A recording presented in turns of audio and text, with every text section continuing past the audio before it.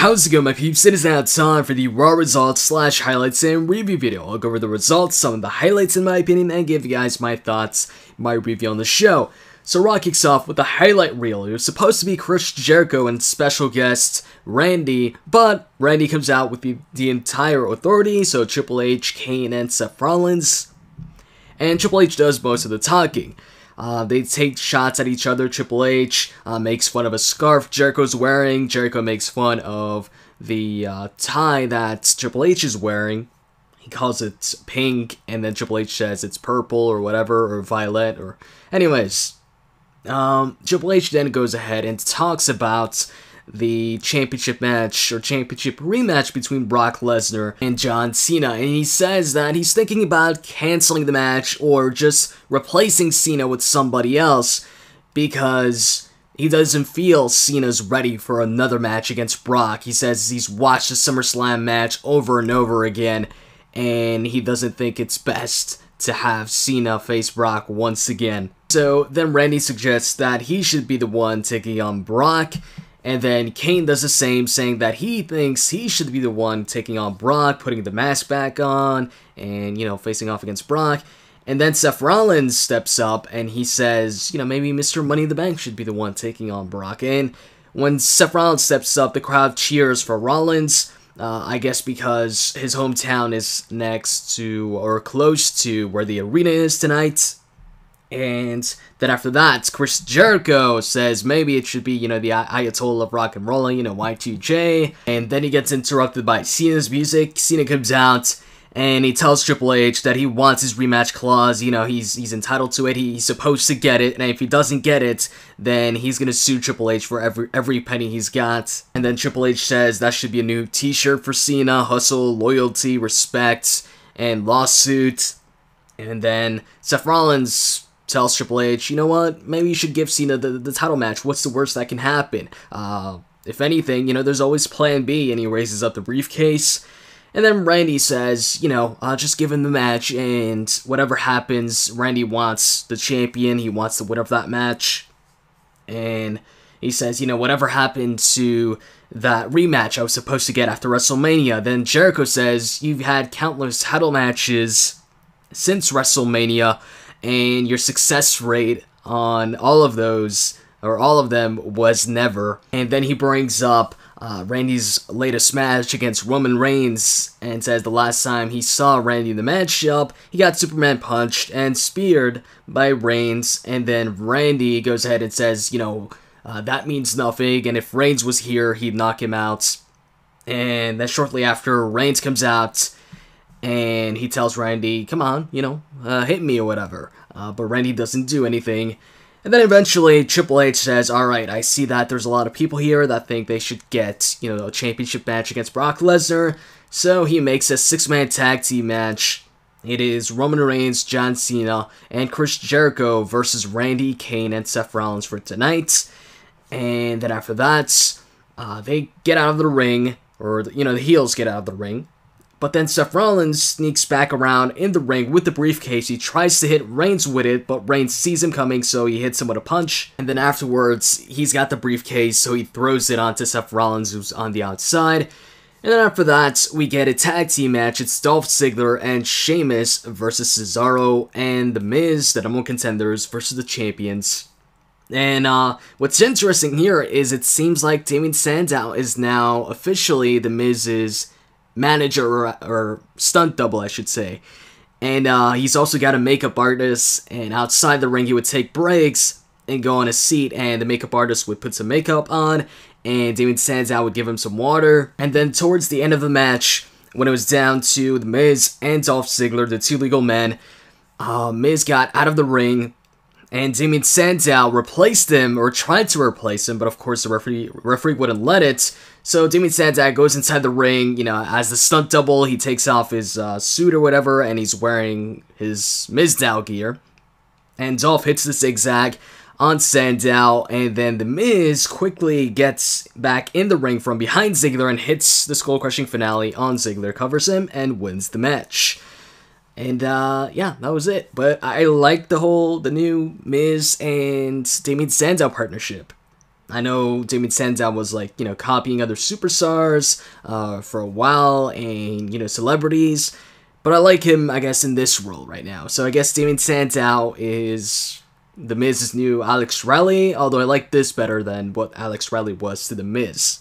Because, you know, he's actually got, you know, a role like, you know, he's a stunt double. Anyways, after that, they show, like, a video of Nikki Bella talking about her high school crush or something like that, and they show a picture of her and him, and then she says one day, you know, she didn't find him, and then she found him in the parking lot with Brie Bella.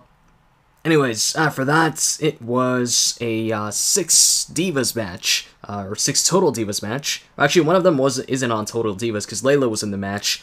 But yeah, it was Layla, Summer, and Naomi versus Cameron, Eva Marie, and who else? Cameron, Eva Marie. Oh yeah, and Rosa Mendez. The match really didn't last too long when all the divas got involved in the end, and it ended in the disqualification of no contest. They all attacked each other, and in the end, the three face divas stood tall: Layla, Summer, and Naomi. So after that, it was a tag team match, Mark Henry and The Big Show versus Erick, Rowan, and Luke Harper for, like, I think this is like the 5th or 4th time this month that they have a matchup. They've had matches on Raw and SmackDown a bunch of times. So at some point in the match, Rusev comes out with Lana, and then towards the end, Henry's about to hit the World's Strongest Slam on Luke Harper, but Rusev gets in the ring and he super kicks Mark Henry, so Luke Harper falls on top of Henry, and then the referee calls it a disqualification. And then Big Show comes back in the ring, Rusev gets out, and then Luke Harper comes in with a steel chair, but Big Show hits the chair with the KO punch, and then he grabs the chair, and Erick Rowan also tries to get in the ring with a steel chair, but he stops on the apron as he sees Big Show with a chair as well. And then Big Show stares down Rusev, and that's it for that. And then once again, we get Nikki talking about Brie and growing up with Brie. She says Brie has always been jealous, and then she goes over the day they both went for their driving exam, or, you know, license exam, and she says Brie failed and Nikki passed. So then their mom, they gave them a used car. So then she says one day Brie Bella sold a car, and she crashed it, and they were showing pictures and everything of the car, and it was a Honda Civic and whatever. And anyways, she says Brie Bella crashed it, and then when asked for the license, she just naturally gave Nikki Bella's license. They then announced that next week they're inviting Michael Sam to Raw, and they're going to give him an open mic. And then we get Paul Heyman saying that, pretty much to sum it up, he says that Brock Lesnar's going to destroy John Cena once again at Night of Champions. And after that, we get Jack Swagger and Jack Swagger, by the way, comes out with Zeb Coulter, so Zeb Coulter returns. And when the fans saw Zeb Coulter, they cheered even louder. So yeah, it was Swagger versus Curtis Axel, and Swagger actually ended up winning the match. During the match, Bo Dallas came out with like 3 other people, and they sat down behind Bo Dallas and they watched the match on the stage. Curtis Axel taps out, so Swagger wins. And then after the match, Bo Dallas introduces the 3 people on the stage, and he says that these are people that were disappointed with Jack Swagger, you know, disappointing or letting down the people of the USA with, you know, his loss to Rusev. And he goes over each and every one of them, and they were all negatively affected by Swagger's losses to Rusev. And in the end, Bo Dallas says, but you know, these people can overcome it all, and all they have to do, and then he tells the crowd to do this with him. He tells them to stand up, put their right hand over their hearts, and say, all you have to do is believe, and the crowd says it with him. And then his music hits, and that's it for that segment. Following that, it was Titus O'Neil versus Adam Rose, and towards the end of the match, the Bunny comes up to Heath Slater, and he taunts Heath Slater, so Heath Slater goes ahead and attacks the Bunny, but then the Bunny attacks him back and starts punching him, and that distracts Titus O'Neil, and Adam Rose picks up the win. After the match, Adam Rose and the Bunny grab Heath Slater and throw him onto the steel steps. And then we get Nikki Bella once again. This time, she talks about this one time where Brie Bella had a test. You know, it was like her last test to graduate. And Brie, you know, needed to get her grades up to pass. And then she says Brie asked her to do the exam for her since, you know, they're twins, so Nikki could pass as Brie. So Nikki says that Brie Bella ended up passing with flying colors. So, after that, it is Rusev versus Zack Ryder. Rusev wins in a pretty quick match. After it was over, Henry comes out and he runs to the ring. Rusev, though, runs out of the ring. And then Henry grabs the microphone and says he's opened up an international wing in the Hall of Pain. And Rusev is going to be the first one to be inducted. And then his music hits, and that's it. So then we get Stephanie McMahon coming out to the ring. She introduces Nikki Bella, and she basically applauds her for, you know, revealing all that stuff about Brie Bella. And she says she commends her, and she rewards her with a Divas Championship match. And then after that, that's when Brie Bella comes out, and she's like, you know, is this what it was all about? It was all about, you know, Divas Championship match. And Nikki Bella pretty much says, yeah, and she wants to be the Bella that everybody's talking about. And eventually, you know, AJ Lee interrupts, and she confronts Stephanie and tells Stephanie, you know, I'm the number one contender. You know, I didn't get my rematch. And then also Paige comes out. At some point, Nikki tells Brie, you know, she'll forgive her if Brie Bella does one thing, and that's quit. And she says, when Brie Bella looked like, you know, she wasn't gonna do that, Nikki tells her, what, you're gonna quit for, you know, Brian, but she won't quit for me? And then Brie Bella turns around like she's about to leave the ring, you know, and quit, I guess. But, you know, she's gonna turn around and attack Nikki, and she does. She pushes Nikki, and Nikki falls down onto Paige, so they both fall down. And then AJ grabs the Divas Championship, because she's the only one standing up, and Brie Bella leaves. And AJ skips around the ring with the title, and then Stephanie confronts her, and tells her to give her the Divas Championship. So AJ stares her down for a bit, but then she gives the Divas title to Stephanie. And then Stephanie gives the title to Paige, and that's it for the segment. And then they had Goldust versus Jimmy Uso. Before the match began, just like on SmackDown, Goldust and Stardust tried to apologize, except this time around, Jimmy and Jey Uso right away attacked Goldust and Stardust. So anyways, the end of the match came when Stardust on the outside attacked Jey Uso by kicking him in the knee, same knee that Stardust and Goldust injured. And then because of that, Jimmy Uso goes ahead and hits a suicide dive on Stardust. And then Goldust grabs Jimmy, puts him back in the ring, and he hits him with the final cut, covers him, wins the match. After the match is over, they go ahead and attack Jey Uso some more. And they actually put Jey Uso in the ring and put his leg like right in front of the steel post. And then Stardust grabs a steel chair and he hits Jey Uso's knee against the steel steps. Against the steel posts. And after that, Jey Uso really sells it well. And the referee and Jimmy Uso check out on Jey. And then backstage, we see Henry and the Big Show. And Big Show applauds Henry for confronting Rusev. But he also tells Henry, you know, you've got to promise me to, you know, stick to our deal. That we stay as a tag team. And because we've got, you know, the potential to be the most dominant tag team in WWE history. And then Henry says, yeah, you know, they'll do that. But he's got to take care of Rusev first. And then Big Show says, you know, I've got your back. And then Henry says, no, he wants to do this on his own for his country. Then Big Show starts hyping up Henry for, you know, an upcoming match with Rusev, telling him to induct him into the Hall of Pain. So, after that, it is time for the main event. Roman Reigns, John Cena, Chris Jericho versus Randy, Kane, and Seth Rollins. And in the match, the crowd was actually chanting, we want Rollins, we want Rollins. Similar to how they were chanting for Ryback when Ryback was teaming up with Randy a couple weeks back. Now, in this match, John Cena didn't get tagged in until the very end. Jericho and Reigns did most of the work, especially Jericho. Now, throughout the match, when John Cena wouldn't get tagged, he was looking pissed, you know. At some point, it looked like Reigns was about to tag John Cena, but instead he tagged Chris Jericho, and Cena had this look like, what? No, I thought you were going to tag me in. But anyways, eventually, when Jericho and Kane are the two legal men, Jericho slides out from Kane's shoulders and tags in Cena.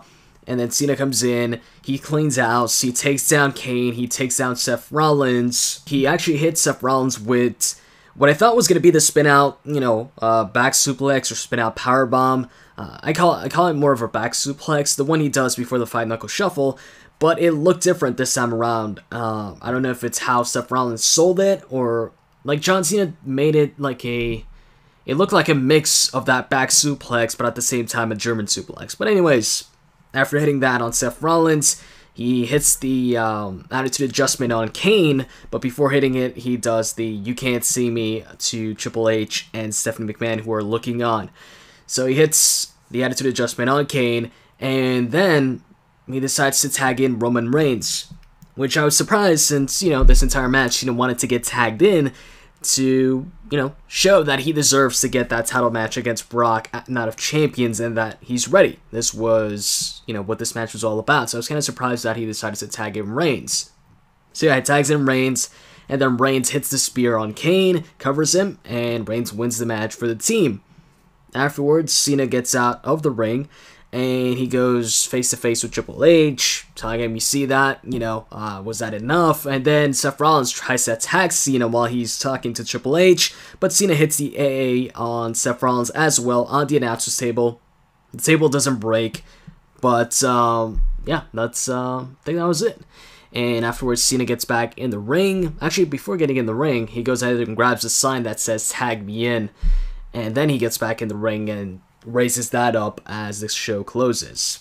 And also, as the show closed, they promoted the Michael Sam possible appearance next week, and also a steel cage match between Bray Wyatt and Jericho next week, and a rematch between Reigns and Randy for next week as well. So next week should be a pretty packed Raw.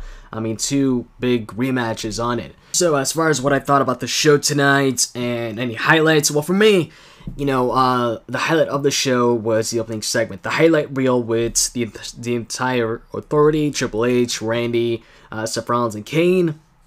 I like Jericho's shots at Randy and all that. It was a cool segment, opening segment. And also, I'm liking the new alliance, I guess, with The Miz and Damien Sandow, or Damien Sandow's new role. Because, before doing this, he was just, coming out every single week as copying a celebrity, or acting as them, and then losing a match. Now he's got something new to do. He's got a stable role, or, a specific role. He's not changing every single week, into somebody else.